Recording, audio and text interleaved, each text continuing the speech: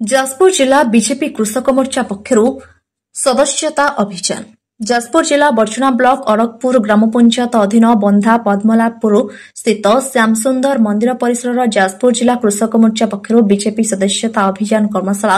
अनुष्ठित हो जाइछि। जिला कृषक मोर्चा सभापति पांडव चंद्र धड़ सभापतित्व आयोजित सभार राज्य कृषक मोर्चा सभापति महेश्वर साहू जोगदे कहिथिले मात्र 3 मास बीजेपी सरकार गठन भितर चाषी मानक धानर सर्वनिम्न मूल्य 3100 टंका को वृद्धि, श्रीमंदिर चारिद्वार खोलिबा, रत्न भंडार खोला, 58 गोटी सदर महकुमार शीतल भंडार निर्माण, मुख्यमंत्री किसान योजना 6 लाख चाषी को अंतर्भुक्त,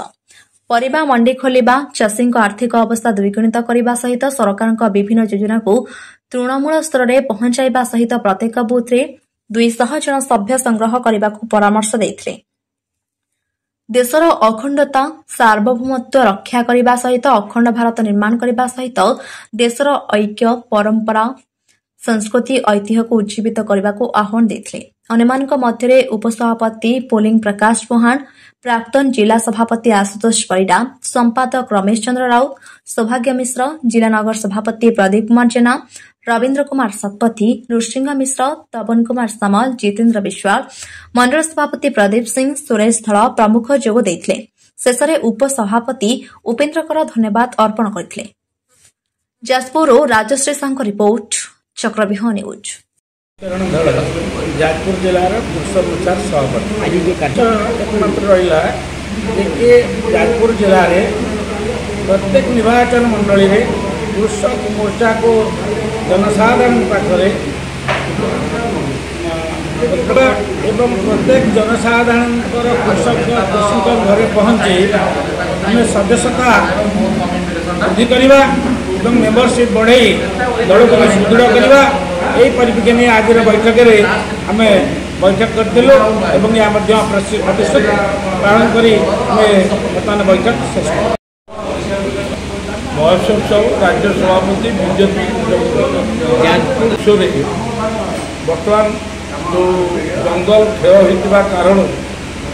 परिवेशर संतुलन हरई प्राकृतिक जैविक विक्रिया घटिकी जो भाव में परिवेश दूषित होगी सारा विश्व में बर्तमान भयंकर परिस्थिति सृष्टि से रक्षा पाइबापी आम देशर यशस्वी लोकप्रिय प्रधानमंत्री माँ गछटी कार्यक्रम पूरा आह्वान देते समस्त व्यक्ति निज माँ ना गोटाए गछ वृक्षरोपण करूँ से अवसर में कृषक मोर्चा सारा भारत वर्ष में व्यापक भाव में वृक्षरोपण कार्यक्रम करने सहित लोक बाबद सचेतनता सृष्टि कर जंगलर आवश्यकता दृष्टि को वृक्षरोपण करने।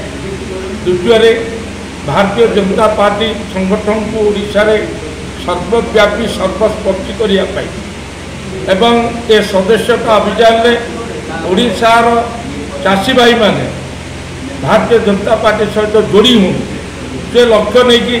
भारतीय जनता पार्टी समस्त घर घर बुली घर को घर बुलिक आम समस्त चाषी भाई मान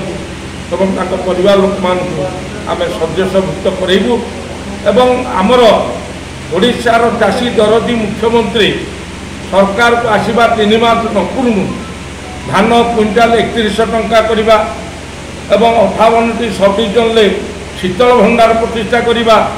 चाष जमी को जलसेचित करने उठा जलसेचन व्यापक पैसार बंदोबस्त करवा